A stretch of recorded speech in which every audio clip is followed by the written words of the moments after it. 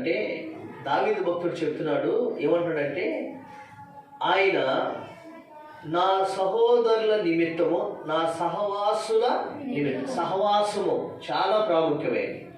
సంఘములో సహవాసం, దేవునితో సహవాసం. దీన్ని మనం ఎలా పెట్టామంటే, ఉపవాస ప్రార్థన సహవాసం, ఆదివారం ఆరాధన సహవాసం, దాని ఉన్నప్పుడు శనివారం సిద్ధపాటు ప్రార్థన ఇక్కడ పెట్టాం.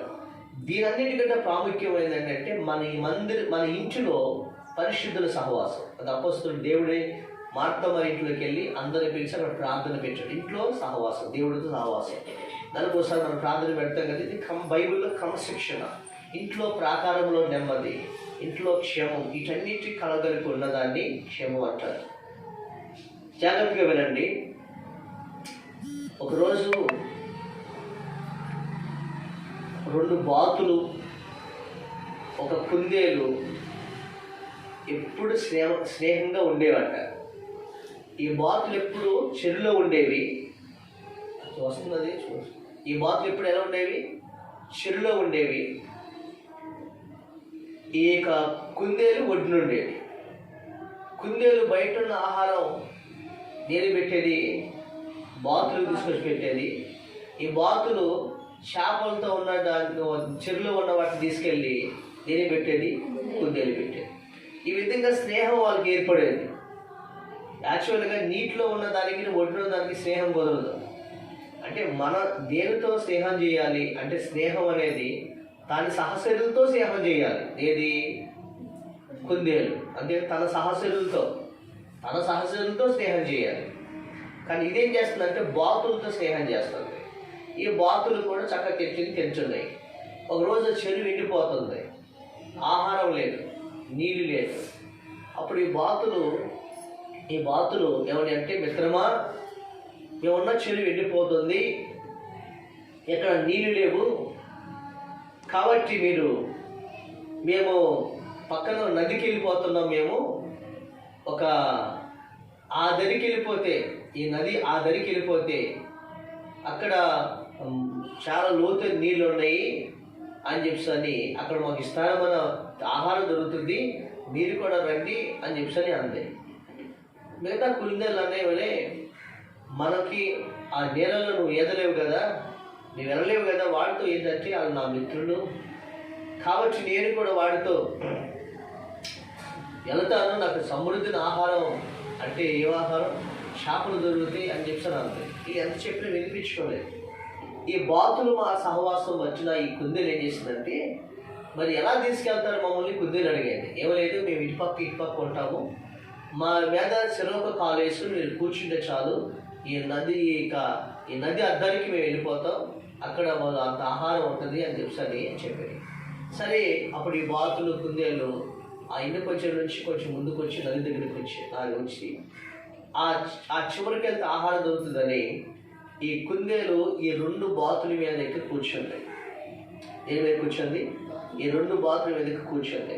ఈ 2 బాతుల మీద కూర్చున్న వారికి ఆ నదిలో ఈ చక్కగా తీసుకెళ్తాయి, ఈ బాతులు తీసుకెళ్తాయి. ఈ కుందేలు కుందేలు అంటుంది, అబ్బా ఎంత ఆహ్లాదకరంగా ఉంది, నా మిత్రులు ఎంత నదిలో తీసుకెళ్తున్నారు, ఎంత అద్భుతంగా ఉంది, నేను ఎప్పుడు కూడా ఇలా చూడలేదు, వాళ్ళ పిచ్చి మొహాలు, వాళ్ళ ఒడ్డు నుండి వాళ్ళకి ఏం తెలుసు, నన్ను అనుభవించలేకపోతున్నారు, ఈ కుందేలు ఎప్పుడు కూడా రాళ్ళ మధ్యలో బతకాలా, చూడు ఎంత విహారయాత్ర చేస్తున్నాను అనుకుని ఒడ్డునున్న కుందేలు జరుగుతుంది. ఏది?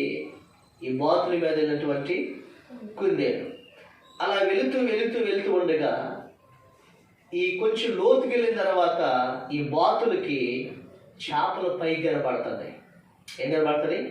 చేపలు చక్కగా ఆడటం, పైకి కనబడటం. నదిలో చూసారు కదా, చాలా చేపలు పైన కింద చక్కగా కనబడుతున్నాయి చేపలు. అలా కనబడుతున్నప్పుడు ఈ బాతుల స్వభావం ఏంటి? స్వభావం ఏంటి? బాతులు ఎప్పుడు చూసారమ్మా ఎలా ఏం చేస్తారు చెప్పండి? అది ఆహారం ఏంటంటుంది, చేపలు దొరుకుతుంది. అది ఈ చేపలు చూస్తుంది. చేపలు చూసి అప్పుడు అనుకోండి, మిత్రమా ఎంత ఆహారమో, ఎంత అద్భుతంగా, చాలా పెద్ద చేపలు వచ్చినాయి అని ఈ 2 బాతులు ఏం చేసింది, అది చేపలు పట్టుకుంటే ఏం చేస్తుంది చెప్పండి? అది పూర్తిగా మునిగిపోతాయి. ఏది? ఈ బాతులు పూర్తిగా మునిగిపోతాయి. అది చేపలను వేటాడడం కోసం ఆ 2 ఏం చేశారంటే నీటిలో మునిగిపోయినాయి. 2 నీటి మునిగి కేకలేస్తుంది, మిత్రమా నేనున్నాను ఎక్కడున్నాయి అదండి. ఈ 2 లోపలికి వెళ్ళిపోయినాయి, మునిగిపోయినాయి. చివరికి కుందేలు, దీనికి ఈత రాదు, ఇది ఒడ్డుండే కుందేలు, కొంత దూరం సాఫీగా వచ్చింది, మధ్యలో సాఫీగా వచ్చింది. ఈ 2 కుందేళ్ళు, ఈ 2 బాతులు మునిగిపోయి ఆహారం వేటాడుతుంది. చివరికి కుందేలు ఊపిరాడికి ఏమైపోయింది, నేల మునిగి చచ్చిపోయింది. అయ్యో నా మిత్రుల మాట వెళ్ళిపోయాయి అని చచ్చిపోయింది. ఏం జరిగింది తెలుసా?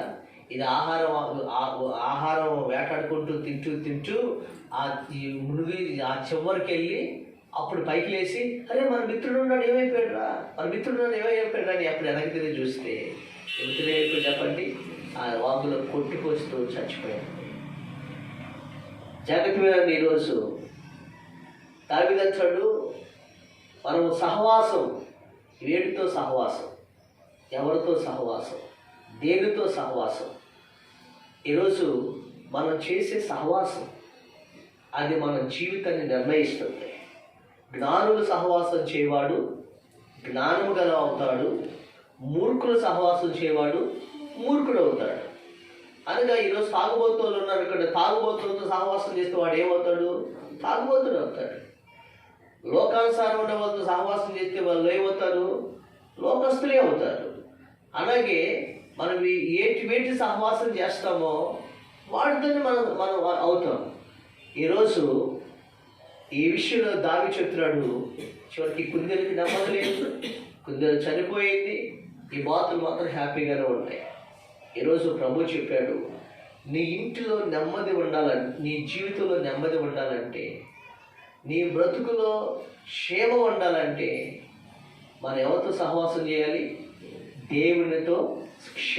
మనకి క్షేమం కలిగి ఉండాలంటే, నెమ్మది కలిగి ఉండాలంటే మన దేవుడితో సహవాసము చేయాలి అని ప్రభు చెబుతున్నాడు. ప్రభు స్తోత్రం కలిగినగా హల్లెలూయా. బైబిల్ గ్రంథంలో ఒక మాట చెప్తాను, చాలా జాగ్రత్త వినండి. బైబిల్ గ్రంథంలో కష్టకాలం వచ్చినప్పుడు, ఒంటరి అయిపోయినప్పుడు యాకోబు దేవుడితో ఒక నిబంధన చేసుకున్నాడు. దేవుడు నిబంధన చేసుకున్నాడు. వాళ్ళ అన్న ఏసేవు యాకోబుని చంపటానికి ప్రయత్నం చేస్తున్నప్పుడు యాకోబు ఒక నిబంధన చేసుకున్నాడు. ఏమి నిబంధన అమ్మా చెప్పండి? ఏం చేశాడు ఆయన? యాకోబు ఇంటి వద్ద ఏం చేశాడు? ఆయన పారిపోయాడు. ఇంటి వద్ద పారిపోయి ఒంటరి అయిపోయి చీకట్లో ఉండి దిక్కుముక్కు లేనివాడిగా అయిపోయాడు. అలా ఒంటరి ఉన్న సమయంలో, ఈ రాత్రి నా ప్రాణం పోవచ్చు అనుకున్న సమయంలో యాకోబుకి దేవుడు ప్రత్యక్షమయ్యాడు. ఎవరు పలకరించాడు చెప్పండి? ఎవరు పలకరించాడమ్మా? దేవుడు పలకరించాడు. ఎవరిని? యాకోబు.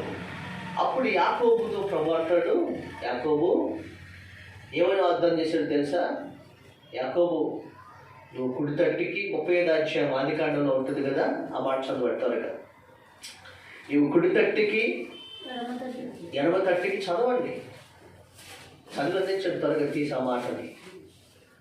యాకోబుతో చెప్తే 35వ అధ్యాయమేనా 34వ అధ్యాయం ఉంటుంది కదా, 28వ అధ్యాయమా 28. దేవుడు యాకోబుకు ప్రత్యక్షమయ్యి ఆయన పరలోకం నుండి యాకోబు దగ్గరకు నిచ్చెన వేసి ఆ నిచ్చెన మీద నుంచి దేవదూతలను పంపించి యాకోబుతో ప్రభు చెబుతాడు, చదవండి. నీవు పండుకొని ఈ భూమిని నీకును నీ సంతానములకు ఇచ్చెదను. నీ సంతానం భూమి మీద లెక్క ఒక ఇసుక రేణుల వలెనగును. నీవు పడమటి తట్టును తూర్పు తట్టును ఉత్తరపు తట్టును వ్యాపించెదవు. భూమి యొక్క వంశములన్నీ నీ సంతానం మూలముగాను ఆశీర్వదింపబడును.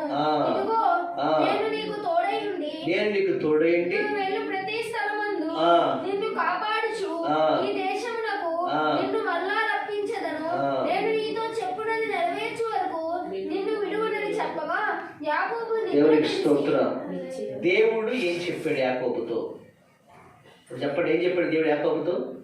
ఏం చెప్పాడమ్మా? ఆశీర్వదించాడు. ఎవరిని? యాకోబు పెళ్ళి అయిందండి. కావికి వాగ్దానం వచ్చింది, నేను నీ సంతానిస్తానంటే అర్థం ఏంటంటే ఆశీర్వాదం. అంటే భవిష్యత్తు కొరకు చెబుతున్నాడు. అంటే పెళ్ళి అవ్వలేదు కానీ భవిష్యత్తు ఎలా ఉంటుంది. యాకోబుకి ఏమైనా స్థలం ఉందా, కానీ భవిష్యత్తు అలాగ ఉంటుంది. యాకోబుకి ఏమన్నా వ్యాపించడానికి ఏమైనా ఉన్నాయి అక్కడ, ఏమి లేవు. అంటే సింగిల్ పర్సన్ ఉన్నాడు. కానీ యాకోబుకి దేవుడు తోడైనాడు కాబట్టి రాబో దినాల్లో నీవు ఇలాగుంటావు అని ఏం చేశాడు దేవుడు, నీకు వివాహము నేనే చేస్తాను, నీకు దేశాన్ని నేనే ఇస్తాను, నువ్వు కుడి తట్టుకి ఎడని వ్యాపింప చేస్తావు, నీ సంతానం ఇశ్రాయేలులాగా దీవించబడుతుంది, నీవు ఆశీర్వాదకరంగా ఉంటావు. ఇవన్నీ దేవుడు ముందుగా చెప్తున్నాడు. మనం దేవుడి దగ్గరికి వచ్చామంటే మనం వదిలిపెడతాడంటే దేవుడు ఎప్పుడు కూడా మనం వదిలిపెట్టే దేవుడు కాదు. ఆయన ఆస్వాదించాడు. అప్పుడు యాకోబు ఎవరంటే ప్రభు అలాగాని జరిగితే ఎవడైనా చదవండి, ఎవడమ్మా అలాగానైతే అయితే యాకోబు నేను మరలా దీవించబడి మళ్ళీ క్షేమకరంగా నా తండ్రి ఇంటికి వచ్చినట్లయితే నేను వెలుచున్న ఈ మార్గంలో నన్ను కాపాడి తినుటకు ఆహారము ధరించుకున్నటకు వస్త్రము నాకు దయచేసినట్లా యెహోవా నాకు దేవుడై ఉండును. మరియు స్తంభముగానే నిలిపిన ఈ రాయి దేవుని మందిరమగును. మరియు నీవు నాకు ఇచ్చి యావత్తులో 10వ వంతు నిశ్చయముగా నీకు చెల్లించదని మొక్కుకున్నాడు. దేవుడు ఇతను ఆస్వాదించాడు అన్నాడు. ఇతను కూడా దేవుడికి ఏమిచ్చాడు, ఒక మాట ఇచ్చాడు. ఏమని, అయ్యా నేను వెళ్తున్న మార్గంలో నాకు తోడుగా, ప్రమాదాలు కానీ అపాయాలు కానీ అనారోగ్యాలు కానీ ఏమి లేకుండా నాకు తోడుగా. రెండోది ఏంటంటే, నేను నన్ను ఆశీర్వదిస్తే, నా కష్టార్జితను ఆశీర్వదిస్తే, మళ్ళీ క్షేమంగా నేను వస్తే ఇది నువ్వు ఇచ్చిన దావతిలో కూడా నీ 10వ భాగాన్ని ఇస్తాను. రెండో మాట అన్నాడు, ఇదే స్థలంలో నేను ఏం చేస్తాను, మందిరాన్ని కట్టి ఆ మందిరంలో నా కుటుంబంతో ఏం చేస్తాము, ఆరాధిస్తామయ్యా అని ఎవరు మొక్కుకున్నారు, యాకోబు మొక్కుకున్నారు. చూసారా, ఈ మొక్కులు అన్నీ మొక్కుంటారు. చూసారా, ఇలాగానే అయితే నేను గుడికి వెళ్ళి అంటే ముళ్ళు ఎంత అంటారు కదా, ఏదో ముడుపులు ఇస్తానంటారు. తరచూ మొన్న ఒక ఆయన నా దేవాలయ రామ మందిరం కడుతుంటే ఎన్నో వేల కోట్లు ఒక పాదాలు చేయించారు. అని కొన్ని మొక్కుకుంటూ ఉంటారు కదా, అన్ని మొక్కుకుంటారు. దేవుడి బిడ్డలు మొక్కుకుంటారు. అన్న మొక్కుకుంది తన బిడ్డల్ని ఇస్తే 4 బిడ్డలు, దేవుడు 5 బిడ్డలు ఇచ్చాడు. ఈరోజు అదొక వడంబడిక దేవుడితో దీవించడం కోసం. అయితే దేవుడు ఇచ్చిన మాట ప్రకారం యాకోబు దేవుడు ఏం చేశాడు చెప్పండి, యాకోబుని ఆశీర్వదించాడు. మాట ఇచ్చిన దేవుడు ఏం చేశాడమ్మా, ఆశీర్వదించాడు. ఆశీర్వదించడం లేదా, దేవుడు మనం రక్షించాడంటే, దేవుడు మనం పిలుచుకున్నాడంటే ఖచ్చితంగా మన చేతనైనా ఆశీర్వదిస్తాడు. ఏమనైనా చాలా నమ్మకంగా ఉన్నాడు, ఎండలో కష్టపడ్డాడు, అన్నీ చేస్తే దీవించాడు. ఎలా దీవించాడు, ఒంటరిగా వెళ్ళిన యాకోబుకి వివాహాన్ని చేశాడు. ఒంటరిగా వెళ్ళిన యాకోబుకి భార్యలు, బిడ్డలు, వెండి బంగారములు, ఇంకేంటమ్మా దాసులు, ఇవన్నిటినీ కూడా దేవుడు 30 సంవత్సరాల కల్లా యాకోబుకి దేవుడు ఇచ్చేశాడు. ప్రభు స్తోత్రం కలిగిన ఇచ్చేశాడు దేవుడు, అన్ని దేవుడు ఇచ్చేశాడు. అప్పుడు ఎవరన్నాడు, ఇదిగో నా దేవుడికి ఒక మాట ఇచ్చాను, నేను తిరిగి నాకు వెళ్ళిపోవాలి కదా అని తన భార్య అందరిని అంటి పెట్టుకుని వచ్చాడు.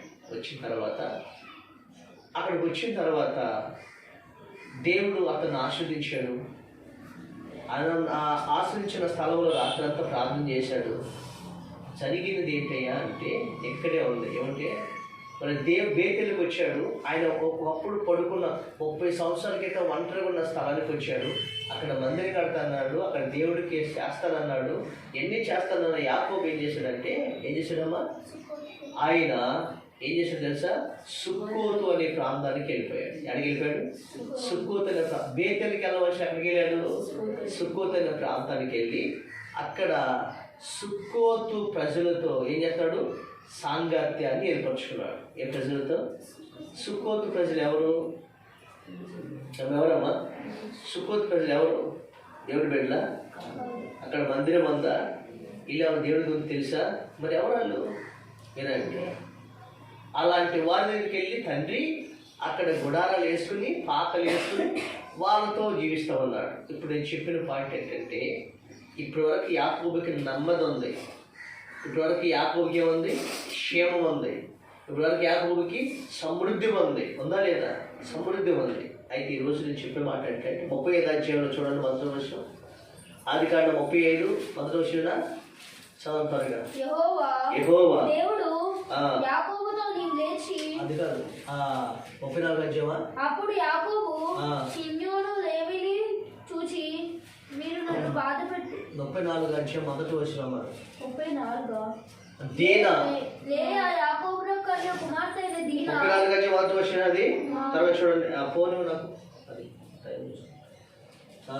ఆ దేశపు కుమార్తెలను చూడవెళ్ళెను. జాగ్రత్త రండి. ఇప్పుడు లేయా 10 మంది పిల్లల్ని కంది, తర్వాత కుమార్తెను కంది, తర్వాత వాళ్ళు దాసిని కన్నారు. కానీ ఇప్పుడు యాకోబు సంతతి ఉన్నారు కదా, ఇప్పుడు వీళ్ళందరూ దేవుడు దీవించిన తర్వాత లేయా ఆ కుమార్తె పేరు దీనా. చాలా అందంగా ఉంటుంది కూతురు. అంటే 12 మంది కొడుకుల్లో ఒకే ఒక ఎవరు చెల్లి దీనా.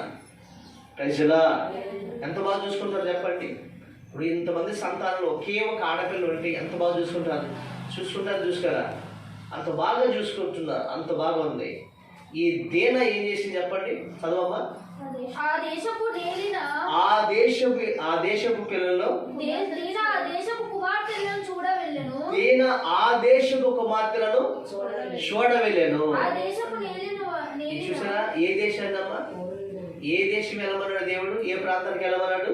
బేతేలుకి వెళ్ళి ఆదివారం చక్కగా ప్రార్థనకి వెళ్ళి క్రమశిక్షణ కలిగి చక్కగా దేవుడితో సహవాసం చేసి బైబిల్ ధర్మశాస్త్రాన్ని చదువుకుని వాక్యం చదువుకుని ప్రార్థన చేసుకుని పరిశుద్ధత కలిగి ఉంటే దేవుడు దీవిస్తాను అన్నాడు కదా. అయితే దీనా ఏం చేసిందంటే ఆ దేశపు పిల్లలను చూడటానికి వెళ్ళింది. అక్కడ ఏ దేశం పిల్లలు?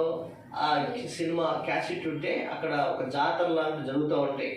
వాళ్ళు ఏం చేస్తారంటే తాగుతూ చిందులేస్తూ, తర్వాత ఎవరో యాకోబు 11 మంది కొడుకులు, తర్వాత యేసేపు అక్కడ ఉన్నాడు కదా, ఆల్రెడీ ఎవరు దీనా.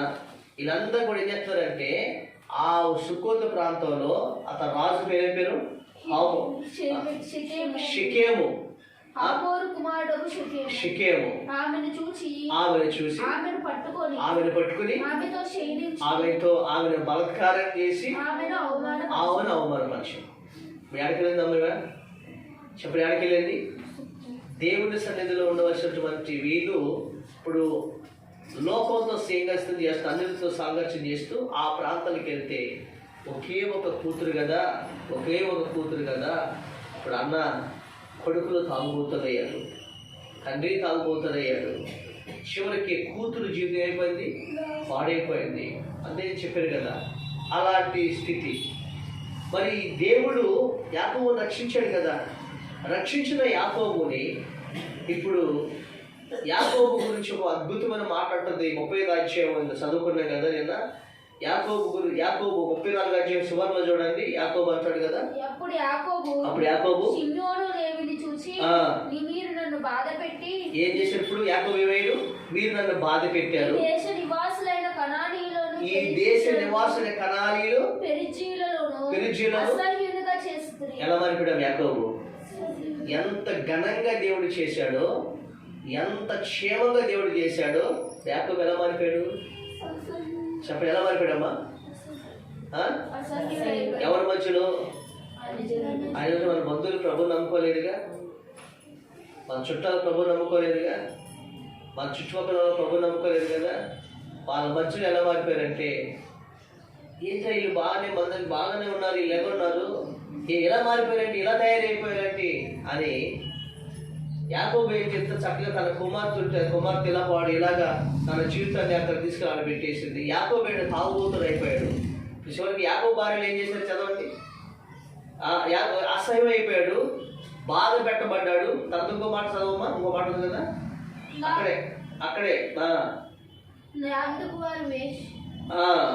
అందుకు వారు వేసి ఎలా జరిగించినట్లుగా నా కుమార్తెను వీరు జరిగించారు. చూసి ఎలా చేశాడంట? తన కూతురున్నారా చూసి అంత క్రమశిక్షణగా ఉన్న పిల్లని తన కూతురుని ఎలా చేసాడు అతను రాజు? ఒక వేశ్యలాగా చేశాడంట, ఒక వేశ్యలాగా చూశాడంట. వీళ్ళు చెబుతున్నారు అనను. అంటే తన జీవితం ఏం జరిగిందో తెలుసా? ఆ సమయంలో ఇప్పుడు యాకోబు కొడుకులు అది తట్టుకోలేక ఏం చేశారు? తన చెల్లిని రేపు చేసిన వాడిని, పాడు చేసిన వాడిని, ఆ రాజ్యంలో ప్రజలందరినీ కత్తులతో, ఏట పడవలతో కూర్చొని పడేశారు, చంపేశారు. చాలా రాత్రి పూట వెళ్ళి చంపేశారు. అక్కడ రక్త వేరులే పారుతుంది. వీళ్ళేమో 70 మంది ఉంటారు. అదే ఒక దేశం వాళ్ళది. ఈయన వాళ్ళ దేశంలోకి వెళ్ళాడు. అక్కడ వెళ్ళి పాకలు, ఆ దయతో పాకలు వేసుకున్నాడు. ఇప్పుడు ఏమైంది? కూతురు జీవితం పాడైంది, కొడుకులు నరహంతకులయ్యారు. అప్పుడు యాకోబు అంటాడు, మీరు నన్ను బాధ పెట్టారు, నన్ను అసహ్యంగా చేశాడు, నాకు నెమ్మది లేదని బట్టలు చింపుకొని ఏం చెప్తున్నాడు? ఏడుస్తున్నాడు. జాగ్రత్తగా వినండి. ఈరోజు యాకోబుని దేవుడు దీవించాడు, యాకోబు క్షేమాన్ని ఇచ్చాడు, యాకోబుకి దేవుడు అన్నీ ఇచ్చాడు. కానీ ఈరోజు యాకోబు బాధపడుతున్నాడు. యాకోబు భార్యలు ఏం చేశారు చెప్పండి అమ్మా, చదవండి. యాకోబు భార్యలు ఏం చేశారు? అప్పుడు యాకోబు తన ఇంటి వారితోను తన యొద్దనున్న వారందరితోను మీ యొద్దనున్న అన్య దేవతలను అందులో ఏంటంటే భార్యలు ఎలా తయారైపోయారు చెప్పండి, చెప్పండి అమ్మ, ఎలా తయారైపోయారు? పిల్లల కోసం ఎంత ప్రార్థన చేసింది రాహేలు? ప్రార్థన చేసిందా లేదా? చేసింది. తర్వాత మిగతా 10 వాళ్ళ కోసం ఎంత ప్రార్థన చేసింది? నా భర్త సరిగా నాతో ఉండలేదయ్యా అని ఎంత ప్రార్థన చేసింది? ఇంత భార్య, ప్రార్థన పొందిన భార్యలు ఎలా మారిపోయారు ఇప్పుడు చెప్పండి, చెప్పండి ఎలా మారిపోయారమ్మా? వాళ్ళ దగ్గర ఏమండి? బైబుల్ ఉన్న వాళ్ళ దగ్గర ఏమండి చెప్పండి? ఇంట్లో కుటుంబ ప్రార్థన ఇంట్లో ఏమని చెప్పండి? అంటే సహవాసం ఏమైంది? సహవాస దోషం ఏంటంటే విగ్రహార్థకులు అయిపోయారు, కుమార్తె జీవితం నాశనమైంది, కుమారుని అర్హత్యకులు అయిపోయారు. టోటల్గా యాకోబు జీవితంలో నెమ్మది లేదు, యాకోబు జీవితంలో క్షేమం లేదు. అంతవరకు సాత్వికంగా జరిగింది. మన జీవితాల్లో కూడా దేవుడిని పక్కన పెట్టి దేవుడిచ్చిన వాటిని పట్టుకొని ఏదో దేవుడిని మనం నిర్లక్ష్యం చేస్తే మన జీవితంలో చాలా ప్రమాదం ఎదుర్కోవచ్చు. ఒకప్పుడు ఎంతగానో మన దేవుడు కాపాడుకొని రక్షించాడు. దేవుని స్తోత్రం కలుగునుగా. ఈరోజు యాకోబు జీవితంలో నెమ్మది లేదు, యాకోబు భార్యలో నెమ్మది లేదు, క్షేమం లేదు, ఏమీ లేదు. ఇప్పుడు తెల్లవారిపాటికి వీళ్ళు చంపేస్తారు వాళ్ళు వచ్చి. ఎందుకంటే వాళ్ళు రాజు ఆ ప్రజలు ఉన్నారు. తెల్లవారిపాటికి చంపేస్తారు వచ్చి. ఎవరు రాజు కొడుకుని చంపేస్తారు వీళ్ళు వెళ్ళి, తెల్లవారితే చంపేస్తారు వీళ్ళందరూ తక్కువ మంది కదా వీళ్ళు, ఒక 70 మంది. వీళ్ళు తక్కువ మంది, వాళ్ళొక దేశం, వాళ్ళొక దేశం, వాళ్ళది సుక్కోత్ అనే ప్రదేశం. వీళ్ళందరూ వచ్చి చంపేస్తారు కదా, తెల్లారిపాటు చంపేస్తారు. ఇక ఇప్పుడు ఏం చేయాలంటే, ఇప్పుడు యాకోబు వచ్చి ఎక్కడ చేద్దాం చెప్పండి, దేవుడి దగ్గర ఏడుస్తున్నాడు. ప్రభా, నువ్వు నాకు మాట ఇచ్చావు, ఆ మాట నెరవేర్చావు. కానీ నేను నీకు మాట ఇచ్చాను, కానీ ఆ మాట ఏం చేశాను? నేను తగ్గిపోయాను. ఈరోజు నా జీవితంలో జరగకుండా అన్నీ కూడా జరిగిపోయాయి. నా ఇంట్లో నెమ్మది లేదు, క్షేమం లేదు, నా బిడ్డల జీవితం పాడైపోయింది, నా భర్త నా భార్యలు పాడైపోయింది, అందరి జీవితం నాశమైపోయిందయ్యా అని యాకోబు ఏం చేస్తున్నాడు? బట్టలు చింపుకుని ఏంటంట ఏడుస్తున్నాడు. తెల్లవారితే మమ్మల్ని చంపేస్తారయ్యా ఏడుస్తున్నాడు. కనికరం కలిగిన దేవుడు కదా, ఎవరైతే అయినా కనికరం కలిగిన దేవుడు కదా. యాకోబు, ఇప్పుడు నువ్వు లేచి ఎక్కడికి వెళ్ళు, నీకు ఎక్కడ ప్రత్యక్షమయ్యానో చెప్పండి. ఏమన్నాడు యాకోబు మాట? ఈ మాట చదివి నేను ప్రార్థన చేస్తాను, త్వరగా చెప్పండి. దేవుడు యాకోబుతో నీవు లేచి ఎక్కడ నివసించాలంటమ్మా? ఇదే మాట చెప్పాడు దేవుడు. నువ్వు లేచి బేతేలుకి వెళ్ళి అక్కడ నివసించు. బేతేలు అంటే ఏంటి? దేవుని మందిరం, దేవుని సన్నిధి, దేవుని సముఖంలో నివసించితే నీ క్షేమం ఉంటుంది. నువ్వు బేతేలుకి వెళ్ళి అక్కడ నివసించమన్నాడు ఆయన.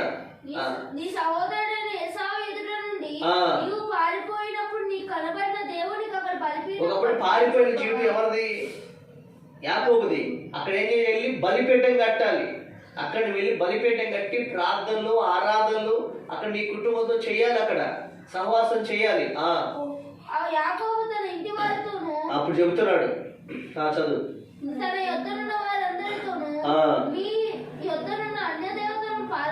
పారవేసి ఇప్పుడు ఏం చేయాలి మనం? మరలా అది అంటే సుక్కోతులో ఉన్న ఆ యొక్క శాపం, ఆ అన్ని దేవతల ఆ మైలు, ఆ శాపం అంతా మీ బ్రతుకుల్లో ఉంది. అర్థమైందా? మీ జీవితాల్లో ఉంది. దాన్ని ఇప్పుడు మీరు ఏం చేయాలి? పరవేసి పాతిపెట్టి మీరు శుచిపరుచుకోవాలి. దేవుడు ఎప్పుడు కూడా చెప్పమంటారా, పరిశుద్ధంగా యథార్థవంతులు దేవుడు ఆస్వాదిస్తాడు. ప్రజల అబ్రహాము నీతిమంతుడు, ఆ రక్తంలో కడగబడి ఆస్వాదించాడు. ఆయన ఒక పాపముతో జీవించేవాడిని ఎప్పుడు కూడా ఏం చేయాలి? దేవుడు ఆయన ఆస్వాదించలేడు, ఆయన దీవించలేడు. ఈరోజు సౌలు అన్నీ కనుగొన్నాడు, దీవించలేకపోయాడు. జాగ్రత్తగా వినండి. ఇప్పుడు శుచిపరుచుకోండి, మీ రక్తంలో కడక్కోండి, మరలా మీరు పశ్చాత్తాపడండి, మరలా బేతేలకి దేవుడి సన్నిధికి ఏం చేయాలి? మీ ఫ్యామిలీ అంతా కూడా ప్రార్థన చేయండి అని దేవుడు చెప్పాడు. స్తోత్రం. అప్పుడు వెంటనే పారవేసి ప్రాణభయతున్నారు కదా, ఆస్తులు అంతస్తులు వెండి బంగారం మొత్తం అప్పుడు వదిలిపెట్టి రాత్రికి రాత్రే వాళ్ళు ఏం చేశారు? బేతేలుకు ప్రయాణం వెళ్తున్నప్పుడు ఒక అద్భుతం జరిగింది. ఏం చేశారు తెలుసా? దేవుడు వారి అందరి చుట్టూ ఒక ప్రాకారాన్ని ఉంచాడు ఆయన. ప్రజలా చదువుకున్నాం కదా, మనం కీర్తన కదా చదువుకున్నాం కదా. ఏం చదివామా? 122:7 చదివాం కదా. నీ ప్రాకారములలో నెమ్మది కలుగును. అప్పుడు అందులో ఏం జరిగింది? యాకోబు చుట్టూ ఏ వేసాడమ్మా? చదవండి. బయట వచ్చినప్పుడు ఏ వేసాడు యాకోబు చుట్టూ దేవుడు? చదవండి. అక్కడే ప్రయాణమైపోయినప్పుడు ప్రాకారం అంటే దేవుడి భయము. ఎవరందుప్పుడు ఎవరైతే యాకోబుని చంపబోతున్నారో, తన పిల్లలను చంపడానికి రాబోతున్నారో వారందరికి ఇప్పుడు ఎవరి భయం కలిగింది? దేవుని భయం కలిగింది. ప్రజలా ఇప్పుడు యాకోబు చుట్టూ ఏ ప్రాకారం ఉంది? దేవుడి ప్రాకారం ఉంది. ఇప్పుడు యాకోబుని కానీ, యాకోబు భార్యను కానీ, యాకోబు పిల్లల్ని కానీ ముట్టుకోవడానికి అవకాశం లేకుండా ఏం చేయాలి? దేవుడు భయాన్ని కలుగు చేశాడు ఆయన. ఎవరికి? చదవ మాట చదవ. దేవుడి భయం వారి చుట్టూ పట్టణముల మీద ఉండేది కనుక వారి యాకోబు కుమారులను తరమలేదు. చూసారా? అంటే ఈరోజు మనం చుట్టూ దేవుడి ప్రాకారం మన పిల్లలకైనా, నీ భర్తకైనా, అన్నిటికైనా ఏముండాలో తెలుసామా? మనకి దేవుడి ప్రాకారం ఉండాలి. స్తోత్రం.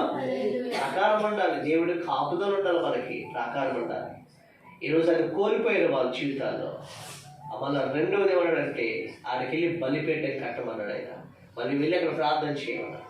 కన్నీటి ప్రార్థన చేయ, పశ్చాత్తాపడు, క్రమశిక్షణ కలిగి క్రమంగా మందిరానికి వెళ్ళి, క్రమంగా ఉపవాస ప్రార్థన, క్రమంగా మొదట దేవుడి కోసం చేయి అన్నాడు. అప్పుడు యాకోబులకు బలిపీఠం కట్టాడు. యాకోబుకి దేవుడు ప్రత్యక్షమయ్యాడు. చెప్పమంటారా? అప్పుడు యాకోబుని మళ్ళీ ఏం చేశాడు? దేవుడు ఆశీర్వదించాడు. స్తోత్రం కలిగిన. మళ్ళీ యాకోబు తిరగలేక అన్నీ కోల్పోయాడు. ఏ సంపద అనుకున్నాడు, ఏ ధనం అనుకున్నాడు, ఏ డబ్బు అనుకున్నాడు, అన్నీ కూడా వదిలిపెట్టాడే లేదు అక్కడ. అంటే అన్నీ ఏమైపోయినాయి అక్కడ? అక్కడ పోయినాయి. లోతు కూడా ఏది అనుకున్నాడు అన్నీ కూడా ఏమైపోయినాయి? సుధామ గౌరవ పట్టణంలో కాలిపోయింది. ఈరోజు జాగ్రత్తగా వినండి. మన ప్రాకాప్పుడు యాకోబు జీవితంలో నెమ్మదిగా ఏడుస్తున్న సమయంలో యాకోబు దేవుడికి చేసిన నిబంధనని మరలో అమలు చేశాడు. ఒకటి, నీకు నెమ్మది ఉందా, నీకు క్షేమం కావాలన్నా ఏం చేయాలి? మనం దేవుడి యొక్క ప్రాకారంలో బ్రతకాలి, దేవుడి సన్నిధిలో రావాలి. ఆదివారం మందిరం అంటే పరుగున ప్రభుత్వంలో గురించి ప్రార్థన చేయాలి. ప్రజలా ఎక్కడ నుంచి ప్రార్థన చేస్తూ ఉంటాం. ఆసక్తి ప్రభు కొరకు ఉండాలి. యాకోబు ఆసక్తి లేదు, సంపాదన మీద ఆసక్తి, వెండి బంగారం మీద ఆసక్తి, సుక్కోతులో అక్కడ స్థలాలు కొనుక్కున్న ఆసక్తి. కానీ దేవుడు నన్ను ఏ స్థితిలో పట్టుకున్నాడు? ఒంటరిగా ఉన్నాడు, నా అన్న నన్ను చంపబోతాడు, ఒంటరి అయిపోయాడు, చచ్చిపోయాడు అరణ్యంలో, అది మర్చిపోయాడు. రోజు మన స్థితిని ఎప్పుడు కూడా ఏం చేయకూడదండి? మరవకూడదు. ప్రజలా ఆ స్థితిని మరిచినట్లయితే మనం ఏం చేస్తాం తెలుసా అండి? హద్దు మీరు ప్రవర్తిస్తాం, దేవుడిని లక్ష్య పెట్టాం. ఇప్పుడు యాకోబు భార్య విగ్రహార్థకులు అయిపోయారు, యాకోబు కుమారులు అర్హంతకులు అయిపోయారు, యాకోబు కుమార్తె ఆ దేశపు స్త్రీలను సంగత్యం చేసి చివరికి ఆ జీవితం నాశనం అయిపోయింది. టోటల్గా ఎంత కారణం ఎవరంటే యాకోబు భార్య, అంతే కదా. వాళ్ళందరూ వెళ్ళారు. వాళ్ళు దేవుడు చెప్పాడు, అవి పోతే పోయినాయి కానీ ఇప్పుడు ఇలా శుచిపరచుకోవాలన్నాడు. ప్రజలా ఏ ఇంట్లోనైనా కొన్ని క్రమాలు ఉంటాయి, కొన్ని క్రమశిక్షణ ఉంటాయి. ఈ క్రమశిక్షణ లేకుండా మనం అభివృద్ధి చెందలేము. అందుకని యాకోబు అన్నాడు, నువ్వు వెళ్ళి నువ్వు మొదట శుచిపరచుకోవాలి. రెండోది నీ ఇంట్లో బలిపీఠం ఉండాలి. అదేగా కుటుంబ ప్రార్థన పెడతాం కదా, ఇదే సహవాసం. ప్రార్థన ఎందును, సహవాసం అందను, రొట్టె విషయం ఎందును. మనకి ఇదే ఆదివారం చక్క ప్రార్థన, ఉపవాస ప్రార్థన, తర్వాత సిద్ధపాటు ప్రార్థన. ఇది ఆహారం దొరికే సమయం ఇది. రెండోది మళ్ళీ సహవాసం అన్నాడు కదా, 22వ కీర్తన అన్నాడు. ఏమన్నాడు? సహవాసం అన్నాడు. సహవాసం ఏంటి? అదే మన కుటుంబంలో ప్రార్థన పెడతాం. దానికోసం మీ కుటుంబంలో ప్రార్థన పెట్టినప్పుడు సహవాసం అందరూ వస్తారా? నీ ఇంట్లో వాళ్ళు కూడా ఏమైంది సహవాసం. నీ ఇంట్లో ఏమాలి బలిపీఠం, అక్కడ ప్రార్థన జరుగుతుంది. ప్రజలా ఆమె జరుగుతుంది. అప్పుడు నీ ఇంట్లో ఏమైనా క్షేమం వస్తుంది, నెమ్మది వస్తుంది, ప్రాకారం ఉంటుంది. యాకోబు జీవితంలో మన జీవితంలో ఇవి మర్చినట్లయితే, ఇవి మర్చిపోయాడు యాకోబు. ఇంట్లో ప్రార్థన మర్చిపోయాడు, కుటుంబంతో మర్చిపోయాడు. ఏమైపోయాడు? అందుకని తన పిల్ల ఒక వేశ్యలాగా చేశారంట వాళ్ళు. తన కుమారులు అర్హంతకులు అయిపోయారు. తన భార్యలు అన్ని దేవతల్ని ఒళ్ళో పెట్టుకుని పూజిస్తున్నారు. ఇప్పుడు యాకోబు జీవితంలో నెమ్మది లేదు. ఏ ప్రజల మధ్యలో మంచిగా బ్రతికాడు, ఏ ప్రజల మధ్యలో గౌరవ ప్రభావాలు దేవుడు ఇచ్చాడు, ఏ ప్రజల మధ్యలో ఎండి బంగారం ఆస్తులు అన్నీ ఇచ్చాడు, అదే ప్రజల మధ్యలో యాకోబు అసహ్యుడుగా మారిపోయాడు. అదేగా అసహ్యుడైపోయారు, బాధ పెట్టబడ్డాడు, నెమ్మదైన వాడయ్యాడు. ఈరోజు చాలామంది చేసే పని ఏంటంటే, యాకోబు ఒంటరిగా ఉన్నప్పుడు దేవుడు ఏం మాట ఇచ్చాడు ఆ మాట నెరవేర్చాడు. కానీ ఆ శ్రమలో కష్టంలో ఉన్నప్పుడు యాకోబు కూడా దేవుడికి మాట ఇచ్చాడు.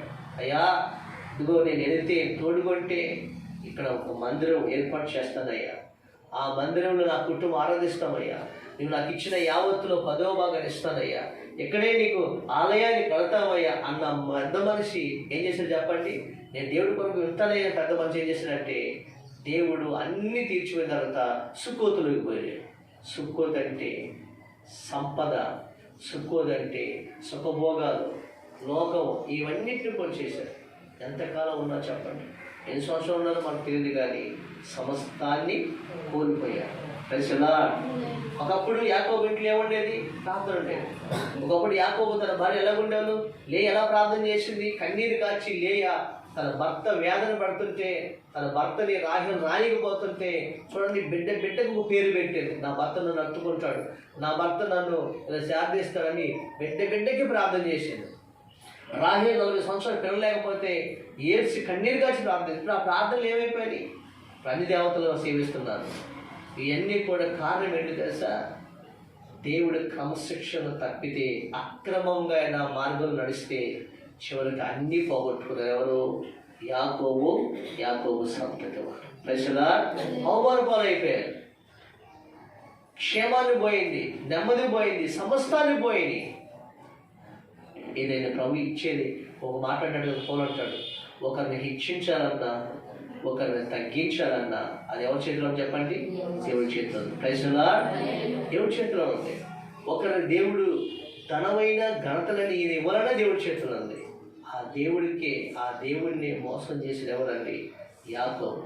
జీవితంలో ఏం పోగొట్టున్నాడు? సమస్తాన్ని పోగొట్టుకున్నాడు.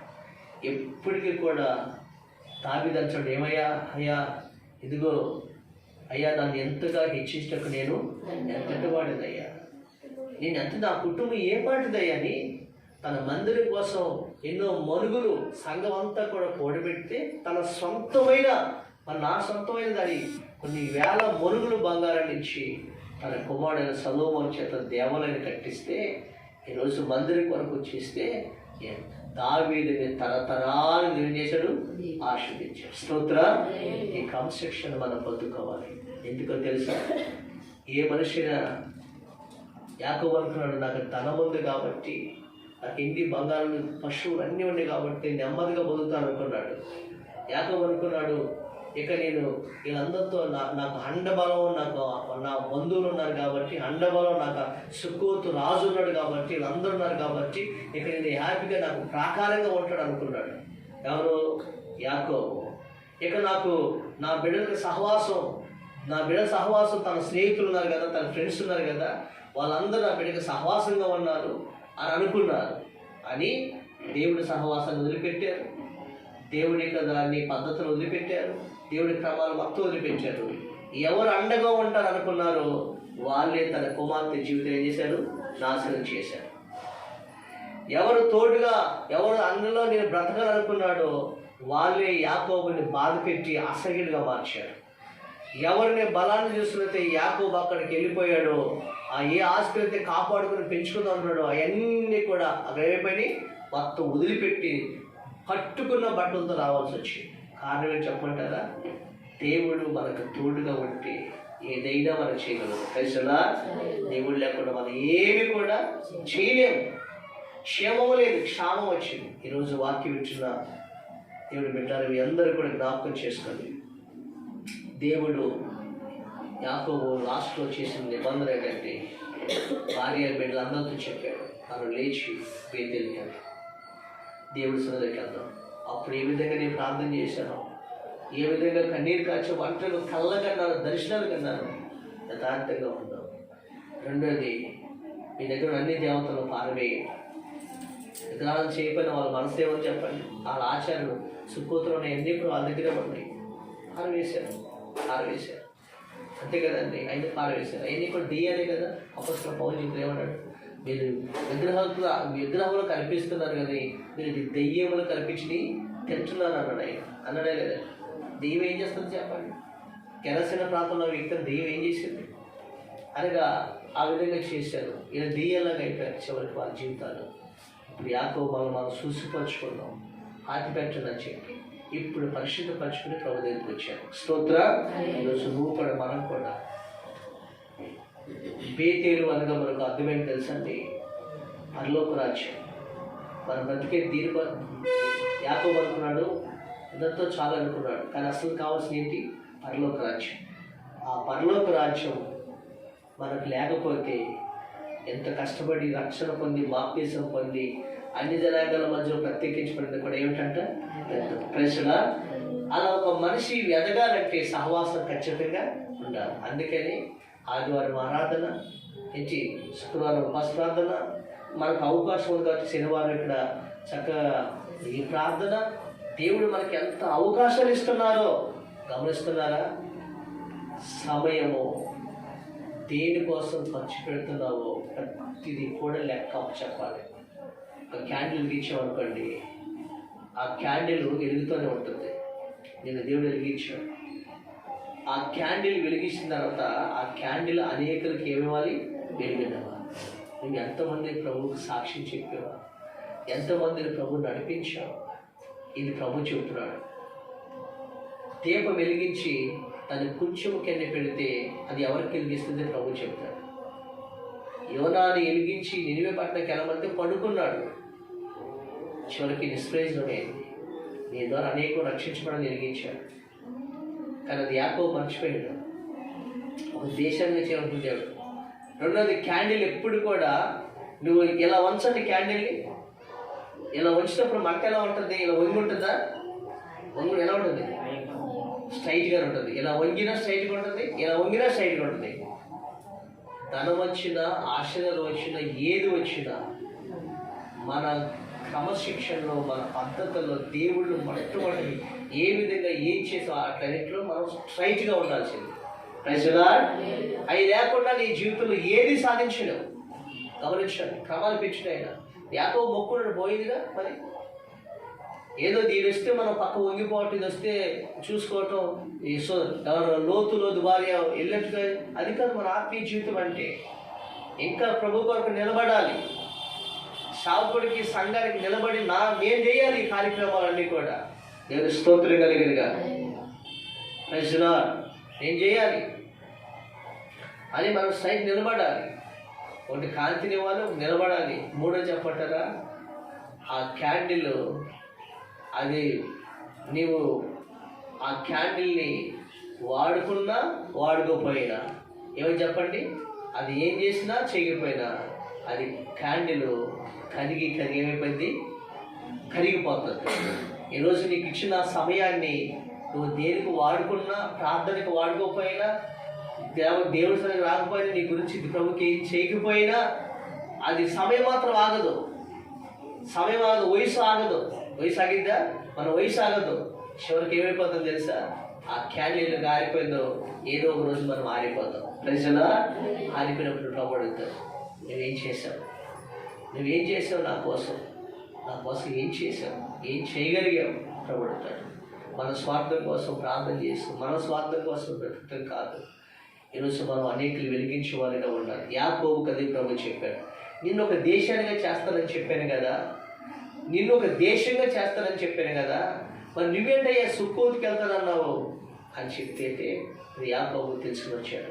ఇప్పుడు యాకోబుని లక్షల మంది ప్రజలకు ఏం చేశాడు? ఆయన ఆశీర్వాదకరంగా మార్చి ఇజ్రాయేల్ దేశంగా దీవించాడు. స్తోత్రం కలిగినగా. ఈరోజు నీకు టాలెంట్ కావచ్చు, నీ ధనము కావచ్చు, నీకు మరి ఏదైనా సరే నువ్వు దేవుడికి ఏ విషయం ఉపయోగపడుతున్నావు అది జ్ఞాపకం చేసుకొని మన ప్రభు కొరకు ఉందాం. యాకోబుని ప్రభు ప్రత్యక్షమై దీవించాడు. అప్పుడు యాకోబుని ఏం చేశాడు దేవుడు? చదవండి ఆ మాట. యాకోబుని ఏం చేశాడు దేవుడు? 35 అధ్యాయం చదువు కదమ్మా. అప్పుడు ఈ బలిపీఠం కట్టిన తర్వాత మరి దేవుడు, నేను సర్వశక్తి కలిగిన దేవుడు, నువ్వు ఫలించి అభివృద్ధి పొంది నీ వల్ల కలుగును, పుట్టెదరు,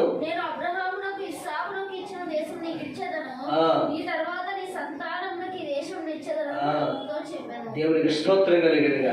అప్పుడు దేవుడు ఏం చేశాడు? ఆయన్ని ఆశీర్వదించు. ఇది నిజమైన ఆశీర్వాదం. అంటే ప్రభువులో మనం చూసిపరచుకోవాలి, దేవుడు బలిపీఠం కట్టాలి, అనగా దేవుడి సన్నిధిలో మందిరంలోకి వచ్చి నీ హృదయాన్ని పలిపోయిన బలిపీఠాన్ని పలిపోయిన ప్రకారం కట్టుకోవాలి. ఆ తర్వాత దేవుడి క్రమాలు మనం చేయాలి. అప్పుడు దేవుడి ఆశీర్వాదం ఇప్పుడు యాకోబు పేరు స్థిరంగా ఉండిపోయింది. Praise the lord. ఈరోజు నిన్ను కూడా అదే చేయమంటున్నాడు. దావీదు చెప్పాడు, నీ ప్రాకారంలో నెమ్మది ఉండాలంటే ఏం చేయాలంటే ఆయన నువ్వు దేవుడితో ఏం చేయాలి? సహవాసం. నీ సహవాసులతో సహవాసం చేయాలి, భయభక్తులు కలిగి ఉండాలి. ఇలా మనం చేస్తే కుటుంబాన్ని దేవుడు ఏం చేస్తాడు? ఆశీర్వదించాడు. దేవుడి మాటలు ఆశీర్వదించి దీవించిన గాక.